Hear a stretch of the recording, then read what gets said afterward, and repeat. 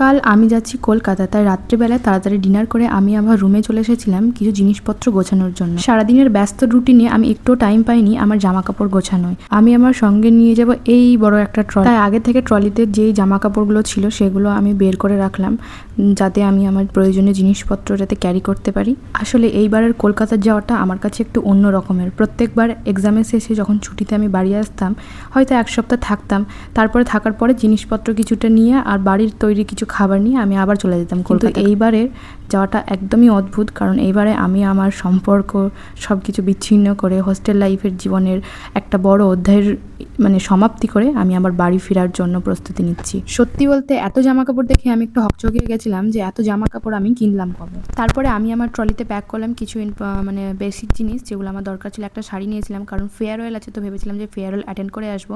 আমার একটা কুর্তি নিয়েছিলাম, এই কুর্তিটা আমার ভীষণ প্রিয়। দুটো জিন্স নিয়েছিলাম, কিছু ট্রাউজার আর কিছু ইম্পর্টেন্ট ফাইলসও নিয়েছিলাম, কারণ ক্লিয়ারেন্সের জন্য লাগবে। জিনিসপত্র গোছাতে গোছাতে আমি অনেক টায়ার্ড হয়ে গেছিলাম আর বেশ রাতও হয়ে গেছিলাম, তাই ভাবলাম যে একটু স্নান করে একটু ফ্রেশ হয়ে নিই। ফ্রেশ হয়ে নেওয়ার পরে আমার বেসিক স্কিন কেয়ারটা আমি ফলো করে তারপর ল্যাপটপে আমার একটু কাজ ছিল, তো কাজটা কমপ্লিট করার পরে আমি চলে গেছিলাম ঘুমোতে। বেসিক্যালি আমি যখন কলকাতাতে ভিডিও বানাতাম হোস্টেলে থাকাকালীন, তখন দেখতাম যে কলকাতার মানুষজন আমার ভিডিও বেশি দেখতো। তো বহরমপুর থেকে কারা কারা দেখছো একটু আমাকে কমেন্টে জানাবে, আর আমার ভিডিও ভালো লাগলে লাইক করে আমাকে ফলো করে দিবে। টাটা।